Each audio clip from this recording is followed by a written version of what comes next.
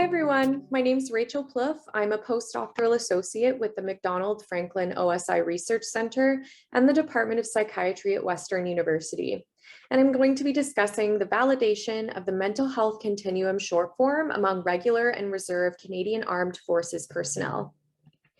Before I get started, I would just like to thank my co-authors for their expertise and collaboration on this project, and it's currently under review in the journal Health Reports.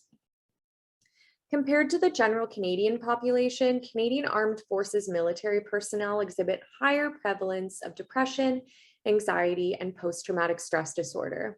However, there is a lack of research investigating the extent to which military members experience positive mental health.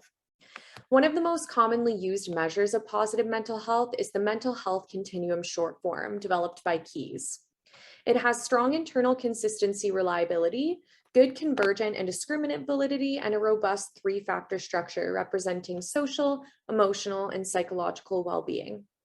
However, it has not yet been validated among military personnel, and in order to measure and understand how positive mental health manifests among vulnerable groups like the military population, it's especially important to ensure valid and reliable measurement of well-being.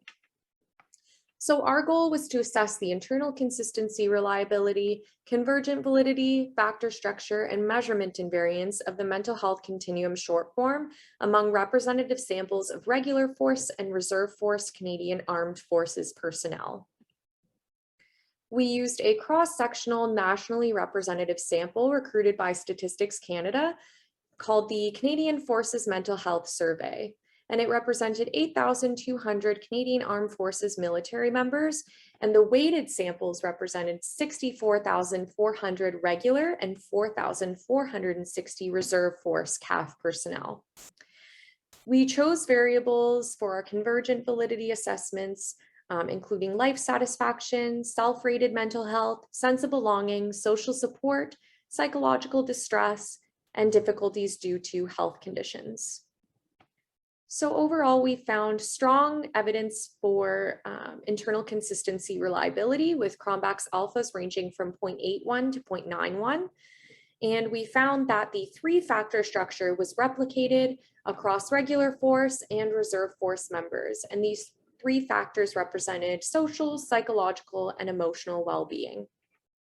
We also found evidence for configural, metric, and scalar invariance for the reserve and the regular force groups. So configural invariance tests whether the number of factors is the same across the groups. Metric invariance tests that the factor loadings are invariant across the groups. And finally, scalar invariance tests that the intercepts are invariant across the groups. In our examination of convergent validity, as expected, we found positive correlations between each of the MHC subscales, including emotional, social, and psychological well-being, as well as total well-being scores, and life satisfaction, self-rated mental health, sense of belonging, and social support. And we found negative associations with psychological distress and disability or difficulties due to disability. And this was the same across regular and reserve force members. So our convergent validity estimates revealed that the MHC short form total scale and subscales correlated in the expected direction with life satisfaction, self-rated mental health, sense of belonging, social support, psychological distress, and disability due to health conditions. We also found that the three-factor models showed strong fit to the data, representing the emotional, psychological, and social components of well-being.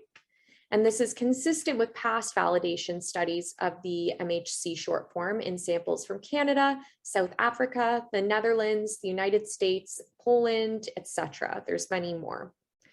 Overall, researchers and clinicians can reliably implement the mental health continuum short form as a tool to assess, interpret, predict, and subsequently enhance military members' psychological, social, and emotional well-being. Here are some references in case you are interested. And thank you so much for your time and for listening. I've linked our website, our Twitter page, and my email address here in case you have any questions. Thank you so much.